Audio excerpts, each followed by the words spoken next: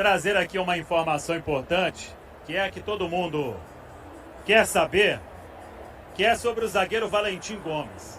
Desde ontem aí está aquele agito completo, né, nas redes sociais, grandes jornalistas da Argentina trazendo a informação sobre um avanço muito grande na possível vinda do Valentim Gomes, zagueiro revelação aí, 21 anos, do Vélez Sarsfield, para o Cruzeiro. E a gente tem algumas informações importantes aqui para passar, uma apuração até com os nossos amigos do SEC Informes, porque eu vi muita gente até, o pessoal bravo, pô, eles estão achando que eu não estou querendo dar uma notícia de um grande jogador que está vindo para o Cruzeiro, gente. Não é isso. É só porque do lado do Cruzeiro, e agora trazendo novas informações sobre esse caso, é que do lado do Cruzeiro, até agora, existe uma cautela, um cuidado muito grande com essa história. E aí a gente explica por quê. Essa negociação ela começou já há alguns dias. O Cruzeiro fez uma proposta, o Vélez recusou, depois aumentou, recusou. E quando chegou naquilo que o Vélez pensava, veio um recuo por parte do Vélez. Tanto que naquela missa ali, o Valentim Gomes ele estava com uma negociação muito bem encaminhada. O próprio Pedro Lourenço, ele falou depois, né? Lá que poderiam ser 2 zagueiros e etc. Só que ontem, os grandes jornalistas, o Merlon e o German, eles trouxeram um acordo de palavra.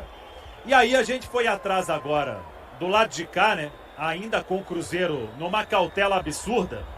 Mas a informação que a gente tem é que... Deixa só passar aqui o pessoal do Sada, a turma que é campeã do mundo. E André, tudo bem? André, assessora do Sada. E o pessoal passando aqui. Cuidado aí com a bomba, gente. Dr. Lidson, presidente da associação. Mas aí então, voltando no assunto Valentim Gomes, o que acontece?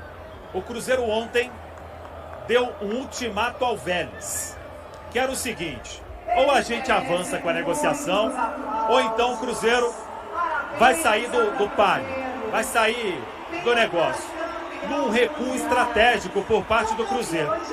E aí do lado do Vélez, à noite, veio um novo chamado realmente, para retomar a história. E hoje o que a gente tem de concreto é que é uma operação que ela pode sair na casa dos 10 milhões de dólares, incluindo aí impostos, e com o Cruzeiro ficando com 90% dos direitos econômicos do jogador.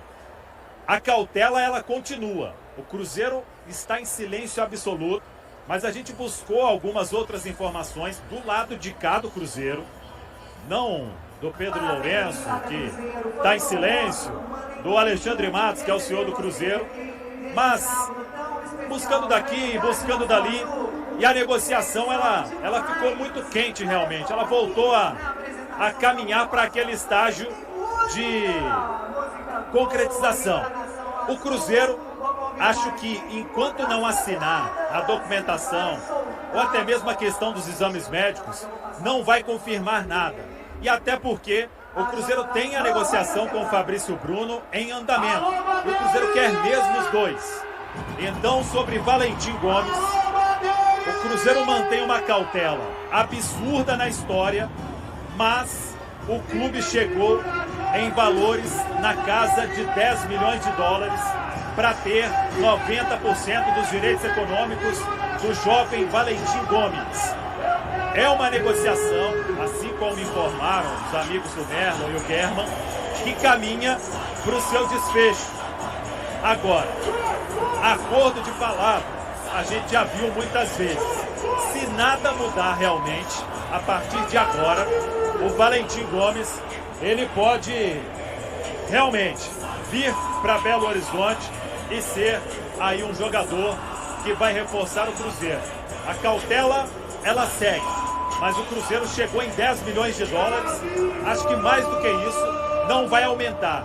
Se tudo caminhar, se o Vélez mantiver o que ele pensa, se o Cruzeiro também entender que o jogador vai ser muito importante, aí tudo vai caminhar para esse acordo para ser assinado. Por enquanto, a gente vai seguir na cautela também, mas a negociação ela voltou a esquentar de uma forma positiva na noite de ontem. Valor? Ele é o grande favorito para o Mineiro e tem que ganhar o Mineiro com 20 pontos na frente do segundo colocado. Isso aí é um ponto legal você trazer aqui também. Que é o que eu acredito que torcedores do Cruzeiro, por favor, se vocês puderem mandar vídeos aqui, vocês mandem. Porque com esse time, a montagem desse time, com a forma, esses jogadores experientes, cheio de títulos, a expectativa é a melhor possível. Então é melhor qualquer, ganhar o Mineiro, como? Com facilidade, Campeonato Brasileiro também, brigar sempre pelas cabeças, Sul-Americano é o grande favorito. Você acha que o time do Cruzeiro hoje é mais forte que do Galo? Sim. Olha que o Galo, o Paulinho está saindo, mas ainda tem Arana, ainda tem Scarpa, ainda tem Hulk. Mas o Everson ficou lá também, aí do goleiro. Em peças, assim, vamos pensar aqui. O Cruzeiro hoje está mais forte que o Galo? Em peças e opções? Sim. E tem uma direção. O Galo ele vai ter que entender como é que o time vai funcionar sem o Paulinho, vai ter que olhar para o mercado. É uma temporada sem uma Libertadores de um time que tem uma folha salarial muito alta. Então é um Galo tentando se reencontrar diante de um ano em que deu all-in nas Copas e não conseguiu nada. Nem a Libertadores. E isso muda o teu planejamento financeiro. É um Cruzeiro que vem numa retomada de Série B, consegue se estabilizar na Série A, olha para uma Sul-Americana, tem mudança de diretoria, de dono no meio do caminho. Então isso tudo é diferente. É um Cruzeiro que trabalha num processo já há algum tempo dessa reformulação, de colocar o Cruzeiro de novo brigando por título, e é um Galo que está tentando entender o que aconteceu depois do grande ano que teve em ganhar Campeonato Brasileiro e Libertadores, né? Foi. Então, é essa a questão. Agora, a minha interrogação em relação ao Galo Cruzeiro... foi Brasileiro e Copa do Brasil. Copa do Brasil, Desculpa. A minha interrogação em relação ao Cruzeiro passa muito pelo técnico, Fernando Diniz. Fernando Diniz é um técnico que, se você perguntar para os jogadores que jogaram com ele, é muito bom. Só que demanda tempo. O Fluminense, ele começa na metade de um ano, no ano seguinte é que a coisa deslancha. O Cruzeiro muda muito as suas peças. É só lembrar o que acontecia. O jogador guardava a posição no time do Fluminense. Às vezes a gente viu os jogadores invertendo posição o tempo inteiro. Muita movimentação. Muitos jogadores próximos da bola, tocando rápido, invertendo. Então, os jogadores vão ter que assimilar isso. O Cano muitas vezes, cansamos de ver o Cano dando carrinho dentro do campo defensivo da área, marcando. Por quê? Porque ele fazia um trabalho para deixar justamente o Paulo Henrique Ganso um pouco mais inteiro, porque quando tivesse a bola, o Paulo Henrique Ganso teria essa capacidade de fato, como ele fez durante todo esse período do Fernando Diniz. O Ganso foi sensacional, jogou demais. Essa é a grande dúvida. O Dudu vai fazer esse corredor, vai correr com essa intensidade? Porque assim, dentro da hipótese, dentro da forma como o Fernando gosta de jogar futebol, ele gosta de ter a bola nos pés. Toca aqui, vira de um lado, vira do outro e tal. Mas não foi isso que nós vimos nos últimos tempos com esse Cruzeiro. E mesmo com o Fluminense, com dificuldades, porque todo mundo já entendeu, como eu falei, todo mundo já entendeu a forma como o Fernando Diniz joga. E aí, talvez se o Fernando pudesse colocar um plano B, um plano C, entender que ele dá o chutão. Ele fala, não, eu libero para dar o chutão, mas a pressão que ele faz e a cobrança que ele faz é tão grande, tão forte para sair jogando, que o jogador fica com ressentimento de dar o chutão, que fica com medo. E aí eu volto de novo no primeiro tempo da Copa Sul-Americana. O Racing pressionando, ao invés de jogadores, dá o chutão, você vira, a gente fala isso, né? Você inverte a pressão, você dá o chute, sai todo mundo, pressiona. O time do Cruzeiro abaixava a cabeça, tem hora que o time do Racing nem estava marcando, mas eles procuravam um jogador aqui do lado para fazer a tabela curtinha, e o time ficava lá atrás e não conseguia sair jogando. Então assim, tem algumas coisas que eu acho que o Fernando, vai ser um grande desafio para o Fernando esse ano. Vai ser um grande desafio para ele, porque ele tem um time sensacional em termos de qualidade, peças para poder fazer esses caras jogarem, né, para poder montar um bom time. Só que ele vai ter que administrar ego, não sei como ele vai ter que administrar, como ele vai conseguir administrar. Eu não acredito que ele vai mandar tomar todo mundo suco de caju todo dia. Vou chamar alguém de perninha mascaradinha. Mas isso entendeu? passa muito pela geração hoje dos jogadores, ô Zé? Porque assim, antigamente, aí mais uma pergunta mesmo. Antigamente vocês tinham mais autonomia no campo? Não, antigamente a gente estava mais acostumado com isso. Eu digo nessa questão do chutão. O jogador está condicionado a fazer algo, mas... Não, mas é que antigamente você tinha... Não é que você tinha autonomia. Os jogadores eles já entendiam um determinado momento do jogo, já sabiam o que o jogo pedia e o treinador não tinha... Não que não tinha a importância que tem agora, não é isso? Mas nós éramos mais independentes. O treinador fazia o seguinte, ele nos posicionava com a bola nos pés e sem a bola. E aí nós tínhamos que tomar partido e entender o que poderíamos fazer ou não. Então você tinha uma independência, você tinha que ser criativo, você tinha que entender, você tinha que entender posicionamento, você se posicionava muitas vezes, porque não é que o jogador, que nem você pega hoje, os jogadores falam assim, o treinador fala, em cima da linha você tem que correr até a bandeira e volta. O jogador faz isso. Não, mas se não fizer o time vai perder ali. Não é isso, é que o jogador, e aí eu volto a falar agora estudando, mas né, a Argentina também pede isso, o NAFA, jogadores inteligentes. Por quê? O jogador inteligente ele consegue ver várias possibilidades. Ele tem que ter autonomia. Então ele sabe, vou ficar em cima da linha, o treinador está pedindo. Só que se eu der um passinho ou 2 passinhos em diagonal, né, um pouquinho para dentro e a bola vir aqui, vai ser muito mais fácil de eu chegar na bola para finalizar do que propriamente eu ficar aberto em cima da linha. Ou seja, nós tínhamos essa independência, porque era necessário ter esse entendimento. A parte tática, você tinha que entender. O cara que não entendia, dificilmente jogava. Ele jogava porque tecnicamente o cara era sensacional. Então ele tinha liberdade para poder jogar, porque nós falávamos para ele assim, principalmente quem era de trás, né? Fica aí na frente. Resolve aí. Deixa aí que nós corremos para você. Porque o cara resolvia. Hoje em dia não tem esse cara. Então, o Cruzeiro tem isso, Zé?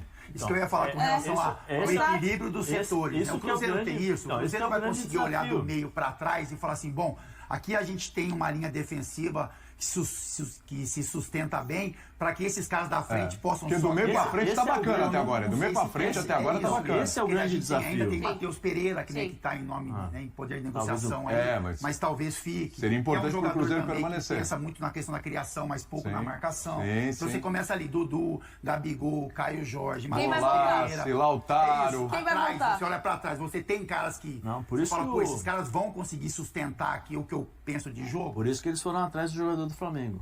Por isso que eles estão de olho no Fabrício Bruno. Que é o Nino. A zaga. O Fabrício Bruno seria o Nino. Sim. Do Fluminense. Porque o Fabrício Bruno é muito rápido. Muito rápido. Então, para isso... Porque se você pegar o Zé Ivaldo, né? Zé Ivaldo e João Marcelo. São os 2 zagueiros da equipe do Cruzeiro.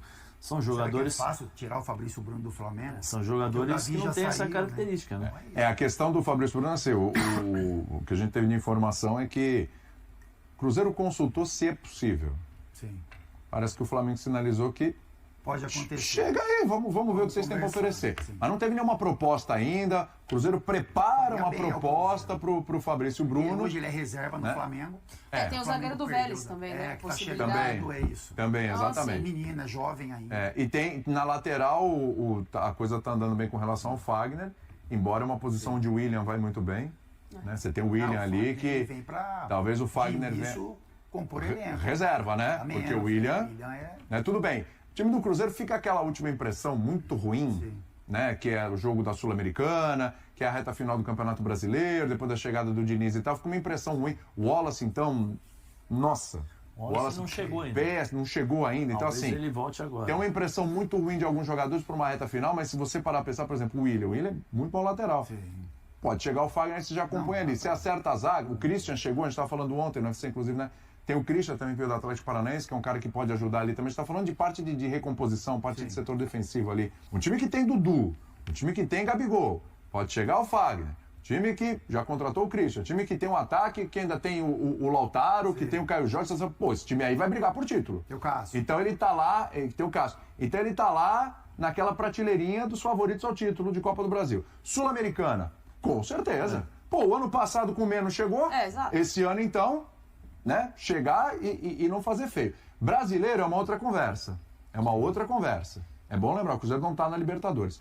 Brasileiro é uma outra conversa, né? Porque aí você tem Palmeiras, aí você tem Flamengo, é um campeonato, né, longo, tem muita questão de elenco e tal, mas por que não tá lá em cima? Ou tem o Botafogo, a gente não sabe, o Botafogo tá meio que saindo alguns jogadores importantes.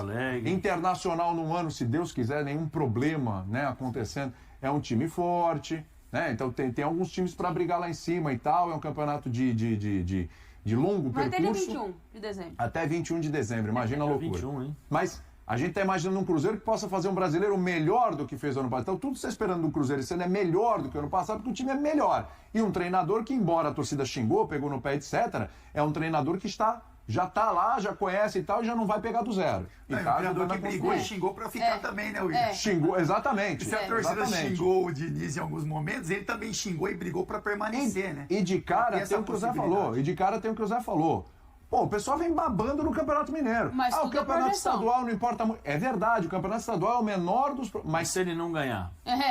Entendeu? Ou se ele não chegar na final? É aí. Exato.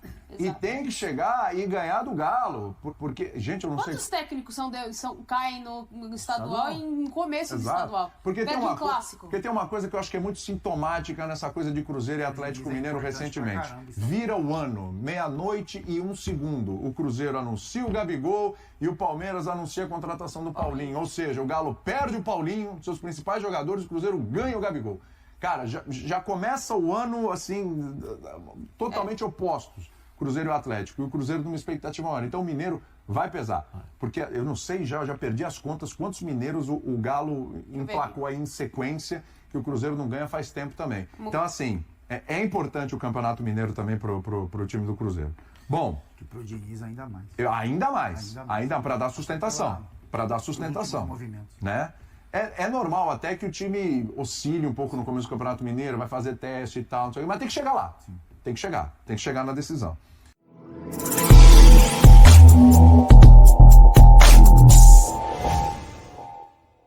O Cruzeiro mira um velho conhecido para reforçar a zaga. O Clube Celeste está em negociações com o Flamengo para a contratação de Fabrício Bruno, zagueiro revelado pela Raposa. Aos 28 anos, o defensor acumula experiência no futebol brasileiro e já conquistou diversos títulos pelo rubro-negro. Além de Fabrício Bruno, o Cruzeiro também negocia com o argentino Valentim Gomes, capitão do Vélez Sarsfield. A diretoria celeste busca reforçar o setor defensivo para a próxima temporada. E aí, galera? O que acharam? Deixe nos comentários. Não se esqueçam de deixar o like e de se inscreverem no canal e ativar o sininho para receber as notificações. Até mais, Nação Celeste! Vamos pra frente!